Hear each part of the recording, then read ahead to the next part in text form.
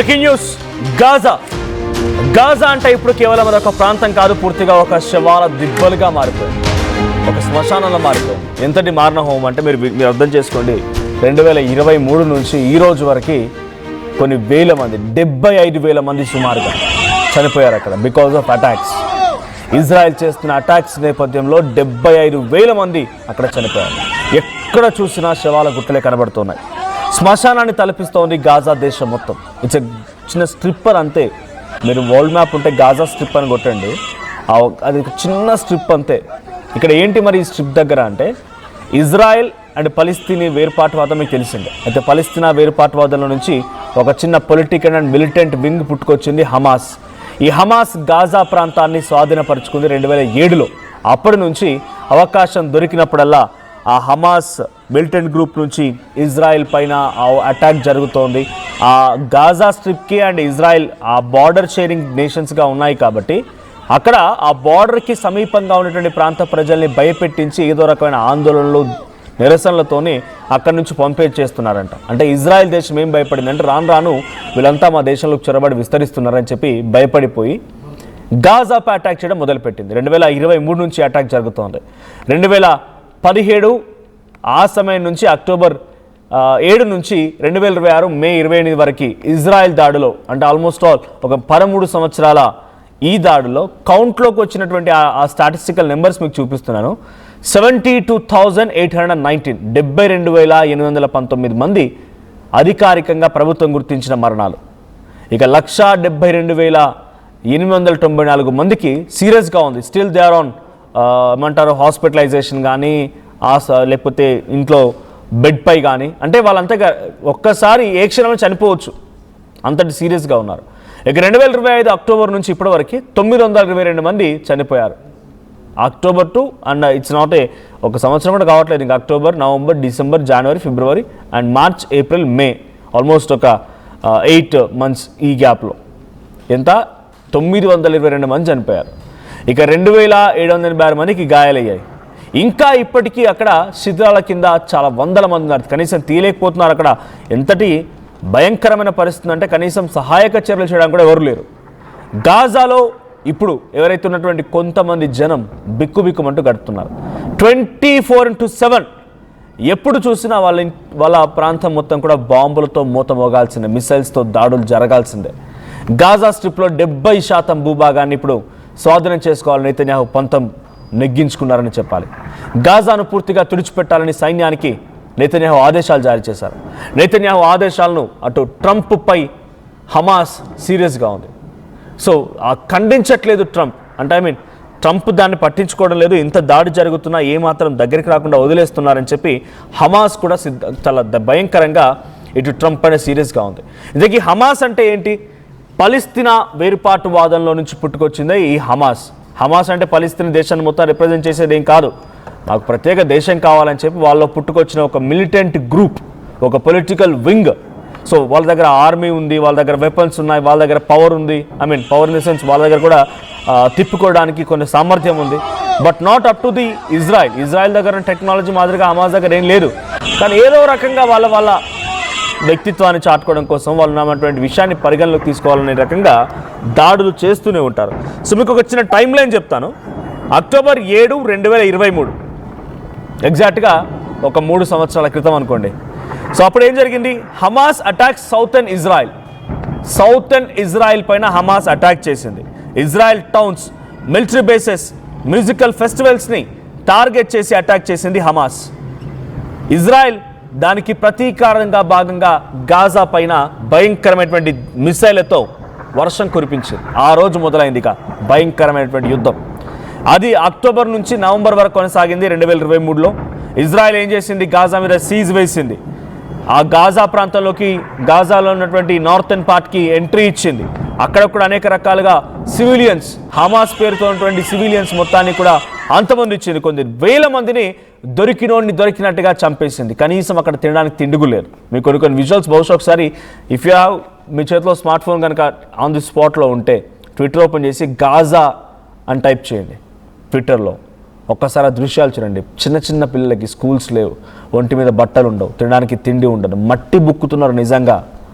మట్టి బుక్కుతున్నారు నిజంగానే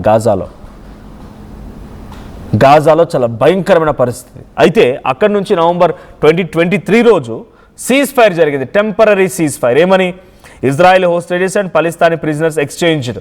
ఇటువైపు నుంచి పాలిస్తాన్కి సంబంధించిన ప్రిజనర్స్ని మాకు పంపించేయాలని చెప్పి హమాస్ పెట్టుకుంటే, ఇజ్రాయెల్కి సంబంధించిన వారి వరకు కొంతమంది హమాస్ అదుపులోకి తీసుకుందో వాళ్ళని పంపించమని ఇజ్రాయెల్ పెట్టింది. So it's a cease fire.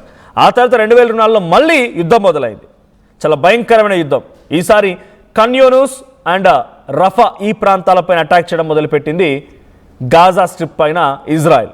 So ఇది 2024 మొత్తం కంటిన్యూ అవుతూ వచ్చింది. హెజ్బొల్లా అటాక్స్ అయ్యాయి ఇజ్రాయెల్ పైన లెబనాన్ నుంచి. Hezbollah attacks Israel from Lebanon. Israel strikes Hezbollah positions in Lebanon. Lebanon నుంచి ఇటు ఇజ్రాయెల్ పైన, ఇజ్రాయెల్ నుంచి లెబనాన్ పైన దాడులు జరుగుతూనే ఉన్నాయి. ఇక 2025 మొదలైంది. ఇప్పుడు ఈ వార్లోకి యునైటెడ్ స్టేట్స్ ఎంట్రీ ఇచ్చింది, ఈజిప్ట్ ఎంట్రీ ఇచ్చింది, ఖతార్ కూడా ఎంట్రీ ఇచ్చింది. ఈ యుద్ధాన్ని ఆపడం కోసం అంటామా, లేకపోతే అక్కడ జరిగిన పరిణామాలపైన ఇజ్రాయెల్కి సపోర్ట్ అంటామా? సో ఆ రకంగా ఇచ్చి ఎక్స్చేంజ్ ఆఫ్ ప్రిజనర్స్. హమాస్ బందీలు ఎవరైనా ఇజ్రాయెల్ దగ్గర ఉంటే హమాస్ బందీలను వదిలేయాలి.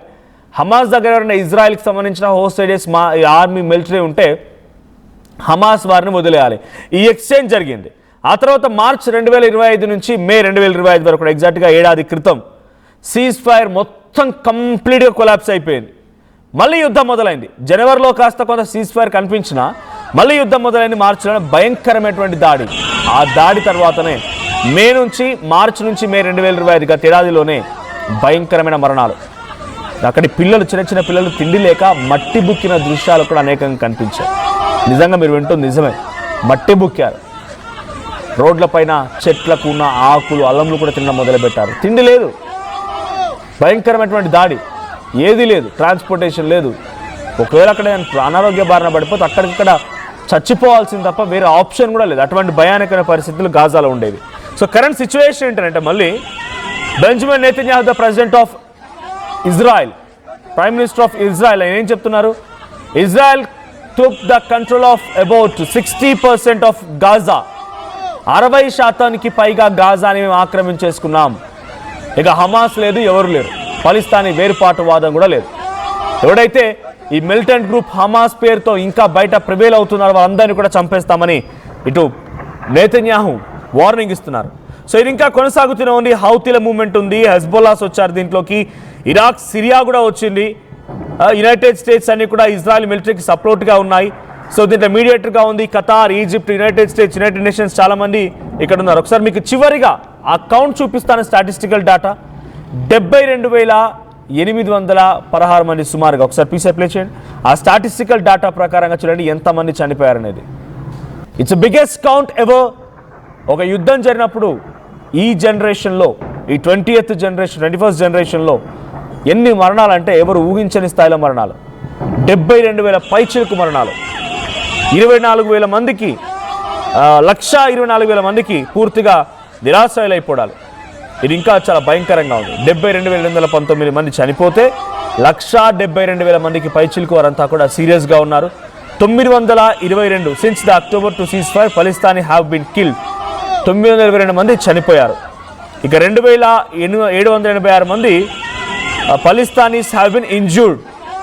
సో అక్కడ మీరు మ్యాప్ కూడా చూడవచ్చు, ఇందాక మీకు చూపించిన. ఒకసారి పీసీ ప్లే చేయండి ఆ స్టాటిస్టికల్ డేటా. ఆ స్టాటిస్టికల్ డేటాలో చూడండి, north Gaza, Gaza city, Deir el Balah, Khan Younis and Rafah.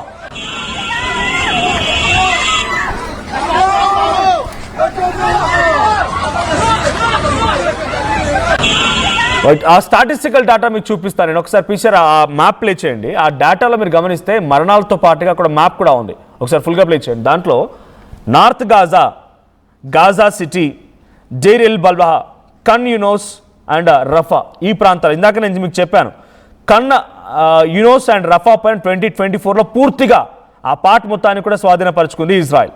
ఈ మ్యాప్ని మీరు కేర్ఫుల్గా అబ్జర్వ్ చేస్తే కింద if at all possible world map కూడా రిట్రైవ్ చేయండి. ఆ వరల్డ్ మ్యాప్లో కింద పార్ట్ మొత్తం నార్త్ గాజాపై అటాక్ అని అంటే అక్కడి నుంచి నరక్కు రావడం మొదలుపెట్టారు ఇజ్రాయెల్. ఆ తర్వాత Gaza city, Deir el Balah, Khan Younis and Rafah ఈ ఏరియాస్ మొత్తం కూడా హమాస్ కంట్రోల్లో ఉన్నాయనేటువంటి భావనలో ఇజ్రాయెల్ ఉంది. అందుకే హమాస్ ఎక్కడైతే తను స్ట్రెంథెన్ చేసి పెట్టుకుందో ప్రతి చోట, ఇవన్నీ ప్రావిన్స్ అంటూ ఉంటారు, ఈ వెస్టర్న్ కల్చర్ లేకపోతే ఇటువంటి ప్రాంతాల్లో స్టేట్స్ కావు, ఇవన్నీ provinces. So northern Gaza province, Gaza city province, Deir el Balah, ఈ ప్రావిన్సెస్లో కంప్లీట్గా ఉన్నటువంటి హమాస్ హెజ్బొల్లా వ్యవస్థలు మొత్తాన్ని కూడా అంతమొందించి కేవలం ఒక శిథిలాలు మాత్రం మిగిలిపోయాయి. శిథిలాల కింద ఇంకా అనేక మృతదేహాలు కూడా ఉన్నాయి. ఇది ఇంకా కొనసాగుతుంది. యాజ్ ఆఫ్ నౌ ఈ డెత్ కౌంట్ చూస్తూ ఉంటే చాలా భయంకరంగా ఉంది. ఈ డెత్ కౌంట్ ఇంకా రోజు రోజుకి పెరిగే అవకాశం కూడా ఉంది. బికాజ్ 60% మాత్రమే కైవసం చేసుకున్నాడు. పూర్తిగా గాజా స్ట్రిప్ని లేకుండా చేస్తేనే డొనాల్డ్ ట్రంప్ అటు ఉన్నటువంటి నెతన్యాహుకి కొంత క్లియరెన్స్ ఉంటుంది. ప్రపంచ దేశాల్లోకెల్లా ఆయన ఇక్కడి నుంచి చాలా అనేక రకాల సమస్యలు ఎదుర్కొంటున్నాడు. ఎందుకంటే హమాస్, హెజ్బొల్లా లాంటి సంస్థలు తనపై అటాక్ చేయడం, అక్కడి పరిస్థితి మొత్తాన్ని కూడా కొంత కంట్రోల్లోకి తీసుకునేందుకు ప్రయత్నం చేయడం, ఇవన్నీ జరుగుతున్నాయి. సో వరల్డ్ మ్యాప్లో కూడా మీరు చూడండి, వరల్డ్ మ్యాప్లో చూస్తే కూడా ఇదే మాదిరిగా మీకు పరిస్థితి కనబడుతుంది. సో ఇజ్రాయెల్ అండ్ గాజా ఈ మ్యాప్లు మీరు పక్కనే పెట్టి కంపేర్ చేస్తే ఆ పార్ట్ ఎలా ఉంది, ఇజ్రాయెల్ ఎందుకు అటాక్ చేస్తుందో అర్థమవుతుంది. చిన్న స్ట్రిప్ అంతే, ఒక సముద్ర మార్గంలో చిన్న స్ట్రిప్ అంతే గాజా స్ట్రిప్ అనేది, చాలా చిన్న ప్రాంతం. సో ఇజ్రాయెల్కి పక్కనే ఉన్నటువంటి గాజా స్ట్రిప్లో ఇప్పుడు అటాక్స్ జరుగుతూ ఉన్నాయి. సో ఈ అటాక్స్లో ఆ చిన్న ప్రాంతమైనటువంటి గాజాలోనే 75,000 సుమారుగా మరణాలు సంభవించాయంటే ఏ స్థాయిలో యుద్ధం జరిగిందో అర్థం చేసుకోండి. It's just a recent statistical update. ఈ యుద్ధం ఇంకా కొనసాగుతుంది, ఇంకా ఎన్ని మరణాలు సంభవిస్తాయో చూడాలి. సో ప్రపంచ దేశంలో అతిపెద్దగా తీవ్రంగా నష్టపోయినటువంటి డెత్ కౌంట్ ఈ రీసెంట్ జనరేషన్స్లో అంటేనే గాజా. ఒకసారి చిన్నపిల్లల ఆ విజువల్స్ కూడా మీరు ట్విట్టర్లో, ఎక్స్లో చూడొచ్చు. మట్టి బుక్కుతున్న పరిస్థితి అంటే ఎటువంటి సిచ్యువేషన్ ఉందో అర్థమవుతోంది. సో ప్రజెంట్ దీనిపైన ఇంకా హమాస్ ఆగ్రహంతో ఉంది. హెజ్బొల్లా అంటే ఇక్కడి నుంచి మొదలైందే ఇరాన్ ఇజ్రాయెల్ యుద్ధం కూడా. ఇక్కడి నుంచి మొదలైందే. ఇక్కడ హమాస్, హెజ్బొల్లా ఈ సంస్థలకి ఇరాన్ సూపర్ లీడర్ సహకరిస్తుండేవాడు. వాళ్ళు వెళ్ళి ఇజ్రాయెల్పై అటాక్ చేస్తుండేవారు. అట్లా నువ్వు వాళ్ళకి సహకరిస్తున్నావు అని చెప్పి ఇరాన్పై అటాక్ చేయడం, దీనిలోకి అమెరికా రావడం, అమెరికా ఇజ్రాయెల్ రెండు కలిసి ఇరాన్పై అటాక్ చేయడం, ఇరాన్ తిప్పికొట్టడం, గల్ఫ్ కంట్రీస్. ఇక్కడ మొదలైనటువంటి ఈ చిన్న బీజం గల్ఫ్ కంట్రీస్ మొత్తం పాకింది. గల్ఫ్ కంట్రీస్ మొత్తం కూడా అల్లకల్లమైన పరిస్థితి వచ్చింది. ఇప్పటికీ యుద్ధం కొనసాగుతోంది. సో ఇక్కడ ఇది ఆ స్ట్రిప్ ఇజ్రాయెల్ నుంచి చూసారా, ఆ ఆరెంజ్ కలర్ కనిపిస్తోంది మొత్తం ఇజ్రాయెల్, అదంతా ఇజ్రాయెల్. అండ్ ఆ పక్కన మీరు ఆ బ్లూ అదంతా సీ, అదంతా కూడా సముద్ర మార్గం. అక్కడ ఉన్నటువంటి ఒక చిన్న సరస్సు లాంటిది, చిన్న సముద్ర మార్గం లాంటిది. ఆ మిగిలిన పార్ట్ మొత్తం కూడా ఇజ్రాయెల్.